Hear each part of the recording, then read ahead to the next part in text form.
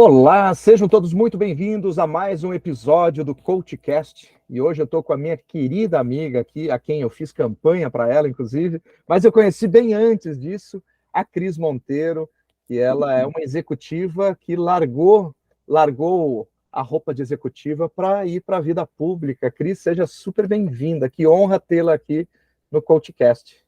A honra é minha, obrigada pelo convite. Fico muito, muito feliz de ter essa conversa com você, com a sua audiência.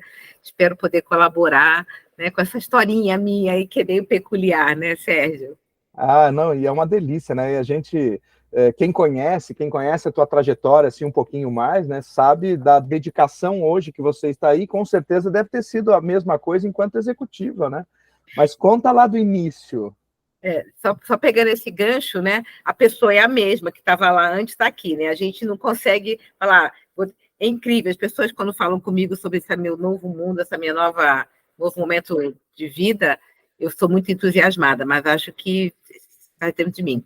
Mas, enfim, contar um pouquinho, né? Acho que vale a pena a gente gastar aqui uns 2, 3 minutinhos contando de onde eu vim, né? Qual Com é a minha origem, certeza. né? E eu nasci no Rio de Janeiro, numa família de baixa renda. Minha mãe, ela, naquela época, talvez ainda aconteça um pouquinho, né? Essas meninas que vêm do Nordeste, do interior do país, para trabalhar na casa de família, essa começou a vida dela. E o meu pai era um homem também enfim, de uma família muito simples, eles se casaram, e eu tenho ali essa origem, né? No Rio de Janeiro.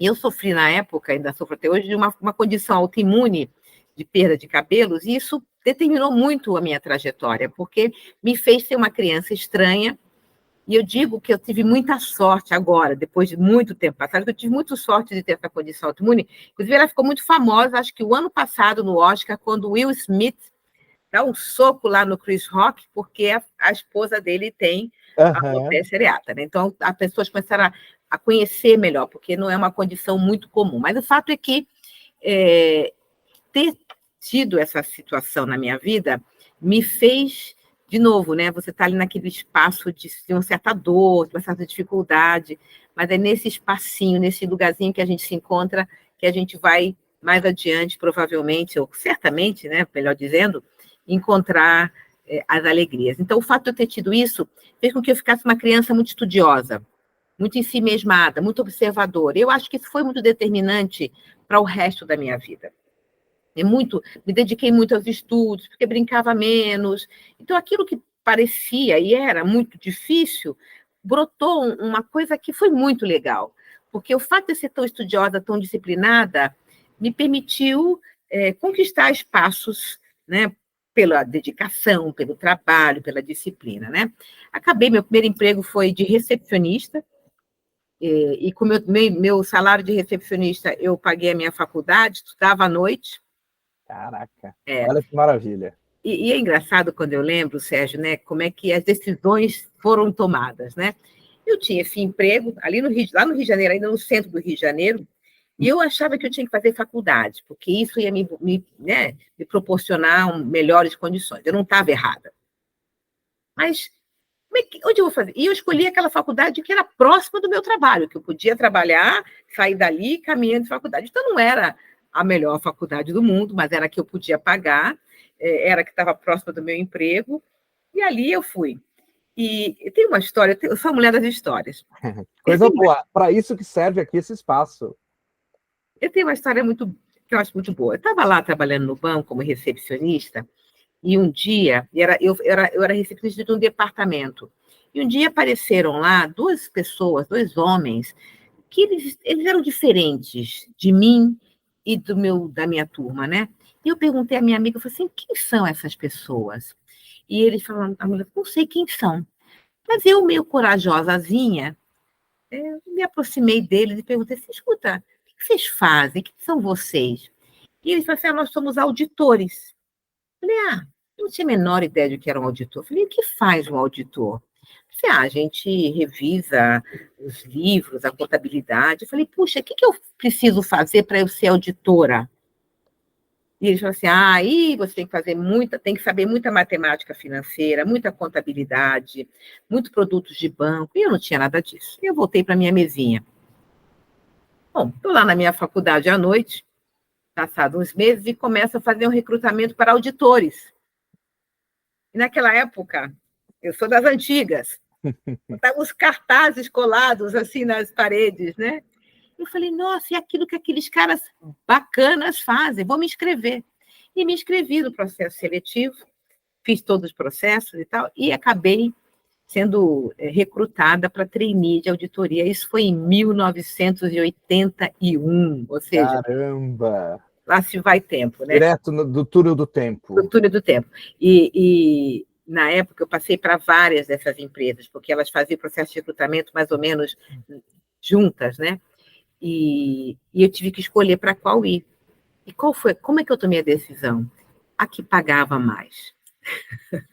Eu digo que eu fiquei rica, porque eu devia ganhar na época, né, o dinheiro passado, vamos supor que eu ganhasse, sei lá, R$1.000. Uhum. E eu passei a ganhar R$1.300. 30% a mais. Exato. Eu fiquei rica, Sérgio, né? E o que eu tiro dessa história, que eu acho que é importante aí para a sua audiência, né? Essa certa ousadia de não ter o medo de se aproximar do outro que é diferente de você, que te chama a atenção, e perguntar, o que você faz? Né? E olha só, se eu não tivesse feito isso, talvez, quando aquelas cartazes apareceram, não teria chamado a minha atenção.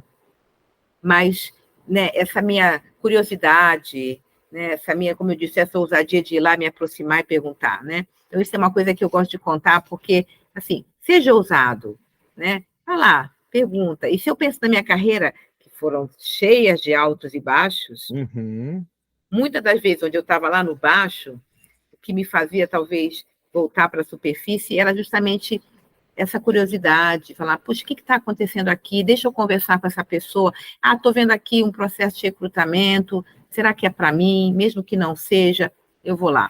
É difícil, né, fazer isso, mas a gente precisa fazer. Bom, o fato é que eu acabei virando auditora, da auditoria passei para bancos, e precisava aprender inglês, foi outro momento bastante importante, né, porque eu não sabia, eu vim de uma família de baixa renda, e comecei a fazer aulas de inglês, mas estando num banco americano, isso ajudou muito, porque o ambiente já propiciava, né, você está ali exposta à língua e tal. E acabei virando diretora de banco. Olha só. Aí foi um salto exponencial, hein? Foi um salto, mas eu dei muitas palestras, gosto muito da palestra, falar muito sobre esse assunto. Quando vinha algumas pessoas na minha sala, eu era diretora de um banco americano, um dos maiores bancos de investimentos americanos, né? As pessoas vinham falar comigo e eu falava assim, olha, eu não nasci nessa cadeira, eu não brotei, né? Isso não aconteceu. Um dia eu estava aqui. Não, tem um processo. E o processo é cheio de altos e baixos. Eu dei outro dia uma entrevista e eu falo assim, eu colecionei fracassos. E é difícil que as pessoas falem disso.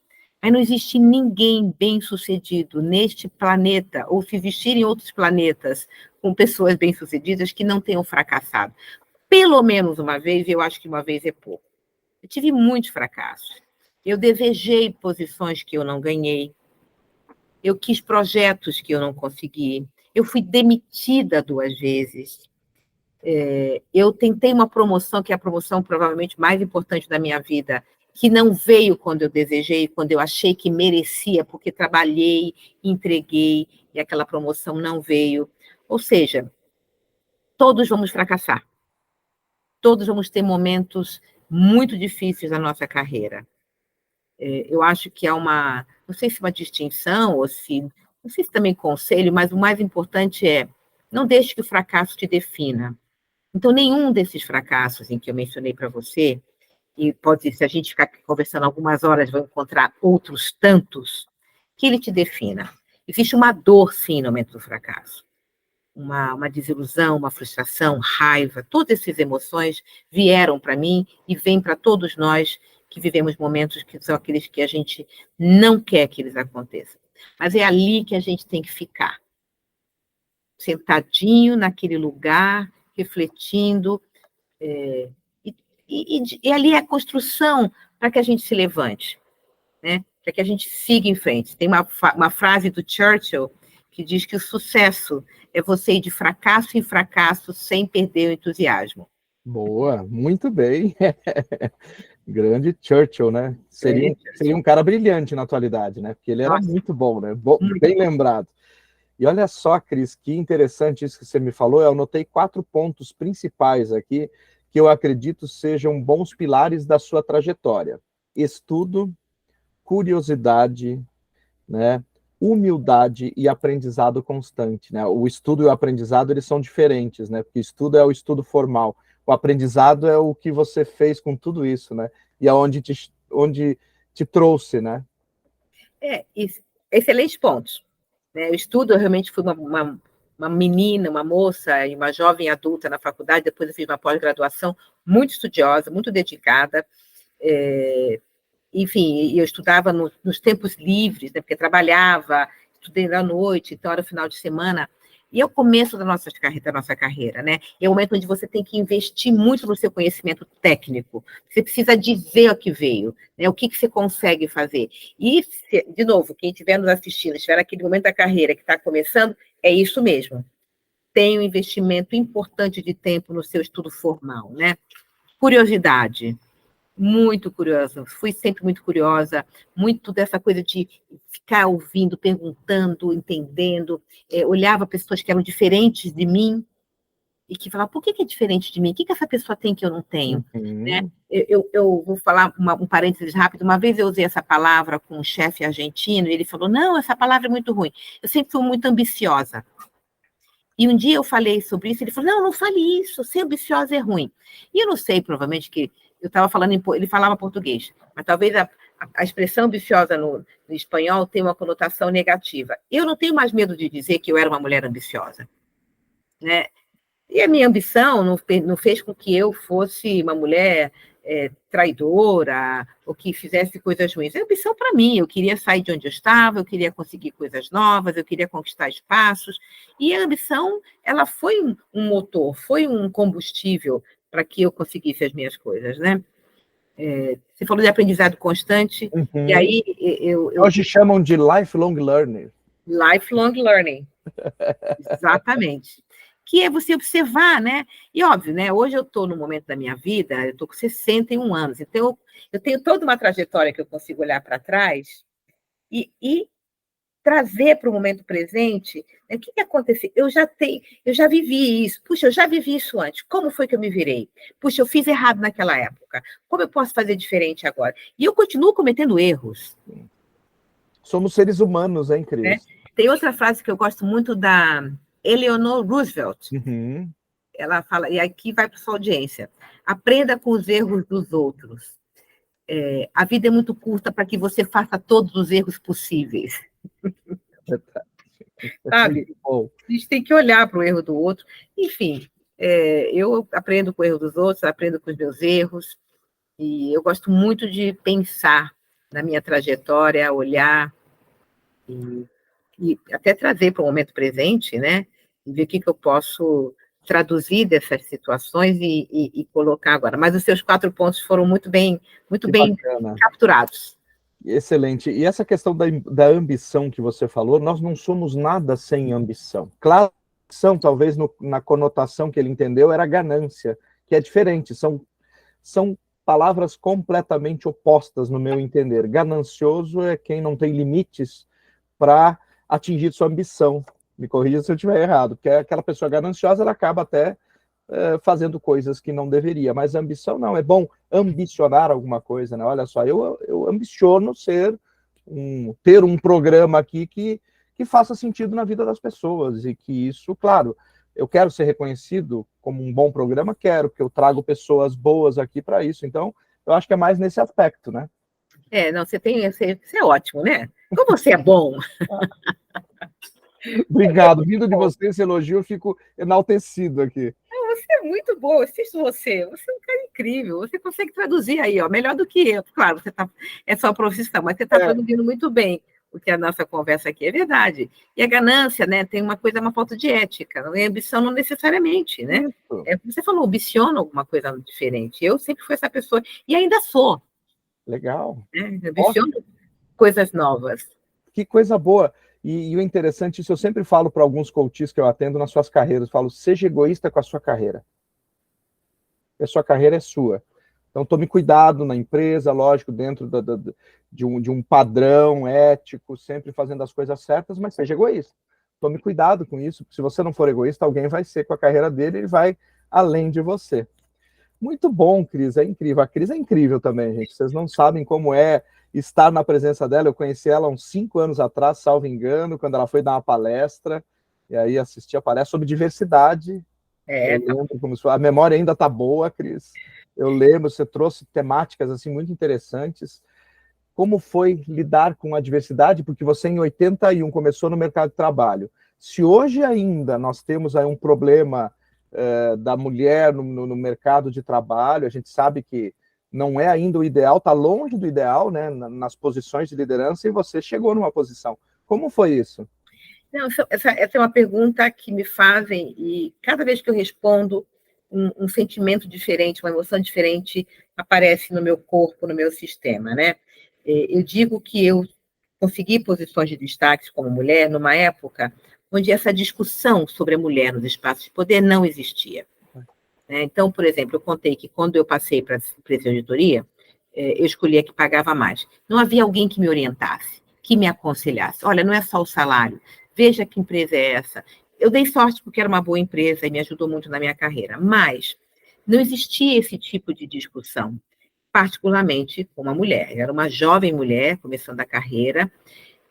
Então, eu digo que eu só fui ter consciência da minha condição feminina no espaço privado, no espaço corporativo, eu já tinha conquistado várias coisas e eu queria mais. E ali começou a falar, não está vindo para mim, não está vindo para mim. Por quê? Deixa eu olhar em volta, deixa eu olhar em volta. E eu ouso dizer, e aqui eu posso ser considerada como arrogante, eu ouso dizer que se eu tivesse consciência, se tivesse tido aconselhamento, se tivesse tido ajuda, há uma chance de que eu pudesse ter conquistado ainda mais coisas.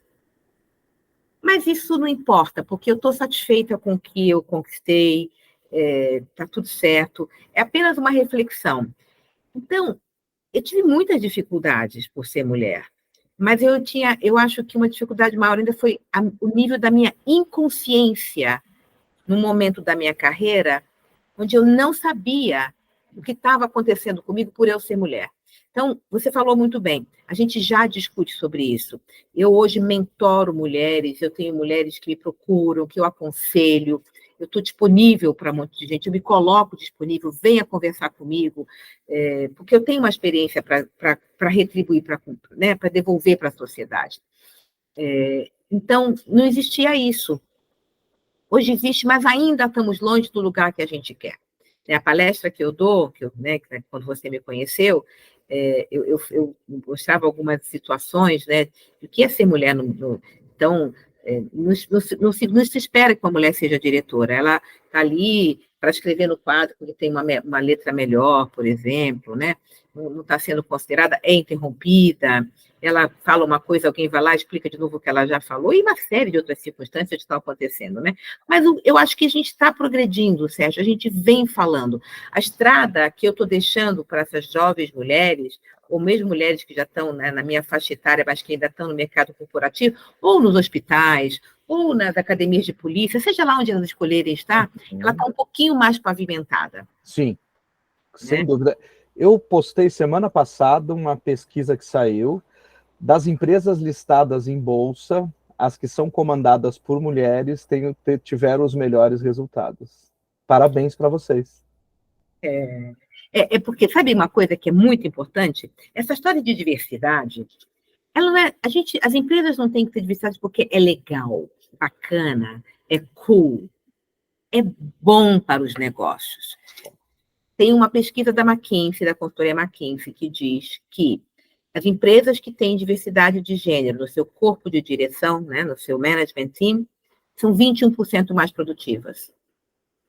Isso é verdade, eu não posso dizer agora, mas arrisco dizer que é verdade, que não só com mulheres, mas com diversidade de gênero, diversidade de etnias, religiosas, de onde vieram, né? Um grupo diverso traz soluções para problemas de formas diversas. E eu acho que o mundo, a gente está acordando para isso, né? Tá. É difícil, né? Não é assim, é uma trajetória bastante delicada, né? Porque as pessoas têm que entender isso. Primeiro, que o contraditório serve para todos nós, né? Então é o contraditório, porque a pessoa diferente de mim não significa que ela não tenha nada de bom. Em negociação é aquela coisa, eu tenho uma ideia, você tem outra. E se a gente formar baseado nas nossas duas, uma nova? Isso isso é pensar de forma diversa também, além da questão cultural, né? E você sabe, eu falo muito, por exemplo, saindo um pouquinho da vida corporativa, e a gente depois pode voltar, mas no mundo político, por exemplo, à medida em que a gente foi tendo mais mulheres nos espaços políticos, nas casas legislativas, a gente traz para a população em geral políticas públicas que não são pensadas, e aí não é uma crítica por homens. Então, a gente viu recentemente uma discussão muito grande sobre a pobreza menstrual. Os homens não menstruam, então eles não conseguem pensar nisso. Quando você põe uma mulher nesse espaço, ela vive isso. Então, a solução para o problema vem baseado na experiência de vida dessa mulher. Eu costumo dizer o seguinte, eu sou mulher, eu entendo relativamente as questões que me afetam, mas não todas. Eu não sou uma mulher preta, por exemplo. Então, eu não sei, eu não vivo na pele o que é ser uma pessoa preta. Eu não sou uma pessoa com deficiência. Então, eu saio da minha casa, eu caminho nas calçadas. Eu não sei o que é ser cadeirante. Eu não sei o que é... Então, se você traz essas pessoas para o espaço de discussão, a solução para os problemas que eu não vivo, porque eu não sei o que é ser homem, por exemplo, que vocês têm dificuldades, né, que eu não sei quais são, eu não vivo elas. Eu posso me interessar por elas, eu posso perguntar para você, eu posso compassivamente e empaticamente te ouvir e falar o que está acontecendo, como eu posso te ajudar. Você percebe?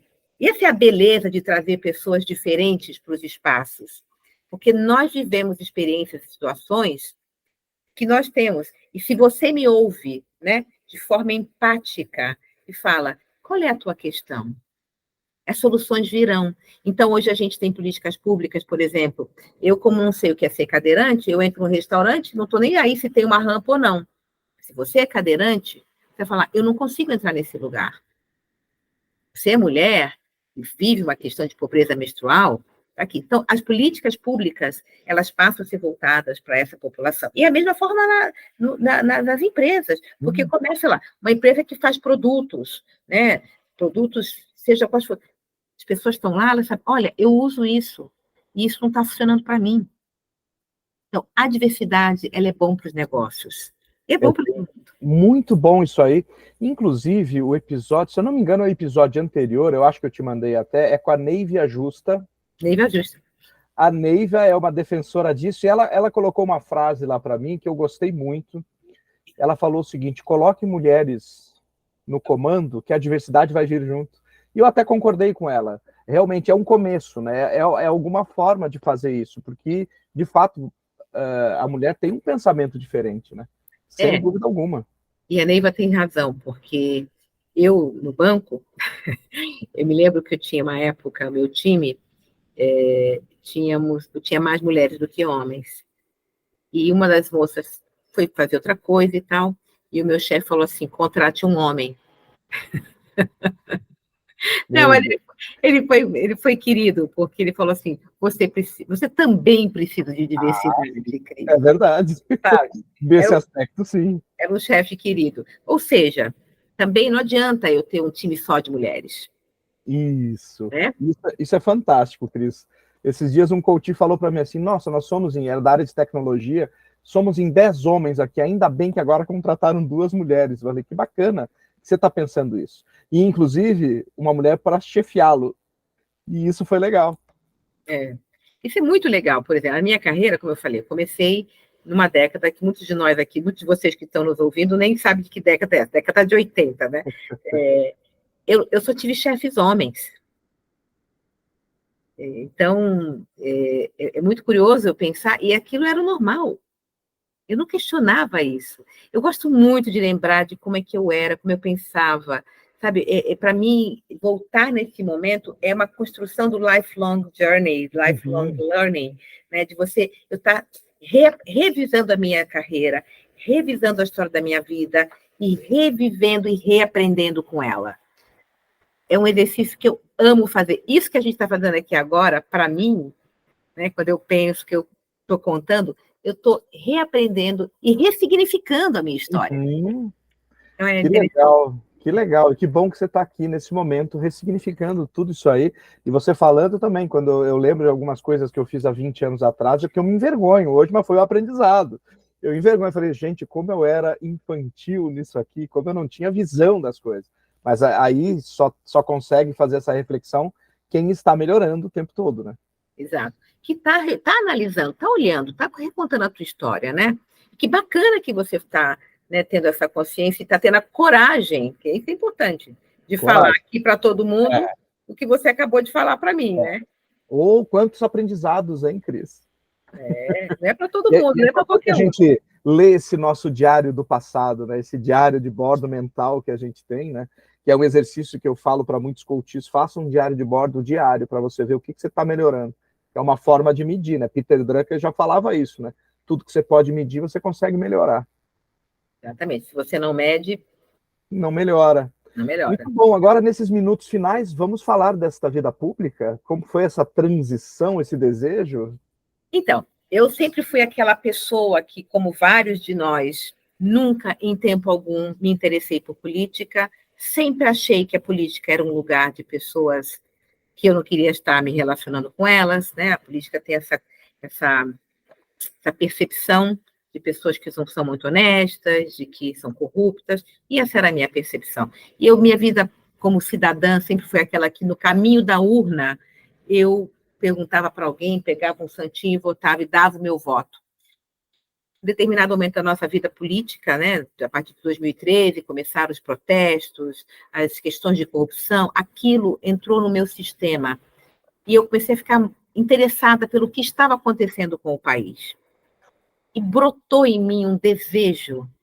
Primeiro brotou em uma consciência assim, nossa, como que eu colaborei para que essa situação esteja acontecendo agora? O fato de que eu, como indivíduo, não me envolvi, não procurei investigar para quem eu estou dando meu voto, ao dar o voto, não cobrei para saber se daqui a 4 anos a pessoa merece meu voto de novo, eu fui uma participante ativa do desastre político do país. E aí brotou uma paixão, quase que um novo propósito na minha vida. E resolvi me candidatar, pedi demissão do banco que eu trabalhava. Ousadia. Mais uma palavra-chave aqui, ó, ousadia. E sabe aquelas... Me lancei no vazio, me joguei no vazio. Eu lembro que eu tinha um chefe inglês, quando eu pedi demissão, ele falou assim para mim, eu te conheço, você quer mais responsabilidade, né? Mas eu já te dei tudo que eu posso, espera mais um pouquinho. Eu falei, não, eu quero ir embora, eu quero participar da vida política do meu país. Me candidatei em 2018, não fui eleita, e fiquei muito triste, isso é um fracasso.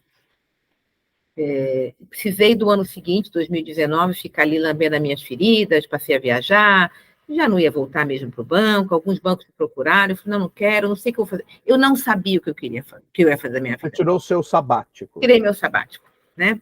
Fui para a Índia, fiquei lá um período e tal, fiquei naquela coisa. Mas ao voltar, eu fui muito bem votada em 2013 e reconsiderei, falei, vou tentar de novo. E aí tem uma historinha também legal, porque eu fui candidata a deputada estadual em 2018. E quando foi a campanha de 2020, que é a campanha para prefeitos e vereadores, eu fiquei muito na dúvida, porque eu falei assim, não, eu fui candidata a deputada estadual, por que eu vou vir para vereadora, que é um cargo menor? Eu era muito hierárquica, porque no banco, né, você está subindo sempre e tal. E eu me dei conta que isso é uma enorme bobagem. E serve também para quem está aí achando que não pode rebaixar. Gente, rebaixa um pouquinho, porque você tem um pouquinho para dar um salto maior. Bom, me candidatei a vereadora, graças ao seu voto, muito obrigada, e a campanha que você fez por mim. De muitos que nos ouvem aqui, com certeza. Obrigada. Obrigada a todos vocês que foram meus eleitores aqui, ó. Beijo grande, obrigada pela confiança. E fui eleita, e agora eu estou aqui, estou vivendo um momento completamente diferente de 30 anos de mercado financeiro. Estou aqui na Câmara Municipal de São Paulo e estou me divertindo. Que coisa boa. Que coisa boa. E para quem não sabe, depois vai ter aqui na descrição, aqui tem o link lá que leva para as redes sociais da Cris. Ela é uma pessoa acessível, você consegue mandar foto até da sua rua para saber se tem problema. Eu acho isso incrível, gente. É de gente assim na Câmara que a gente precisa. Eu costumo dizer o seguinte, Sérgio, eu não prometo resolução, porque eu sei que eu não está totalmente sob meu controle, mas eu prometo trabalhar para a resolução. Isso a pessoa pode ter certeza. Parece papo de político, né? Mas pode contar que eu sou daquela que insisto. Tem gente que deve falar assim, olha, tio buraco aqui não tem mais, né? E tem outros projetos, né? Isso aí é aquilo que a gente chama de zeladoria, né? Mas eu tenho outros projetos, as pessoas que puderem aí olhar nas minhas redes sociais, conhecer meu trabalho, eu tenho uma série de projetos de leis bem interessantes. Ai, que legal. Então, pessoal, olha só, quem quiser conhecer mais o trabalho da Cris, vale a pena conhecer a história dela. Tem o site, eu vou deixar aqui o Linktree, que lá tem vários links para Instagram, LinkedIn, site, para todas as redes da Cris. E, Cris, eu só tenho a te agradecer essa gentileza aqui de ter vindo aqui. Se quiser deixar aí também uma frase ou algum pensamento, algum livro, qualquer coisa aqui, o espaço é seu, deixa aí para os nossos ouvintes. Eu vou deixar duas coisas. Eu vou sugerir a todos que assistam o filme As Sufragistas, que é a luta das mulheres para que nós pudéssemos votar. Então, quando nasci, eu nasci num mundo onde a mulher já votava, porque tive mulheres que antes lutaram por mim e deixaram a estrada pavimentada. Procurem, está no Netflix, acho que está, enfim, vocês vão encontrar, é bem bacana. E tem uma coisa que tem me inspirado muito, que é uma frase que, às vezes eu saio daqui, Sérgio, muito frustrada, porque eu não consigo fazer tudo o que eu quero.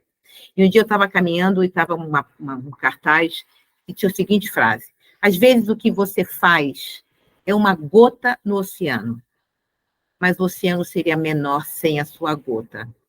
Da Madre Teresa de Calcutá. Às vezes eu coloco isso até na minha página. Eu olho e falo assim, eu não vou resolver isso aqui é um problemão. Isso aqui não... A minha contribuição é mínima, mas esse mínimo contribui para o todo. Então essa é a minha frase que me inspira quando eu estou nos meus piores momentos. Ai, que maravilha. Cris, só tenho a te agradecer. Parabéns pela sua trajetória, que inspire aqui, espero eu, milhares de pessoas, de mulheres, de homens, de todas as pessoas aqui. E essa tua trajetória é de muito aprendizado. Muito obrigado. Eu que agradeço, um beijo em você e em todos os que estão nos ouvindo e assistindo.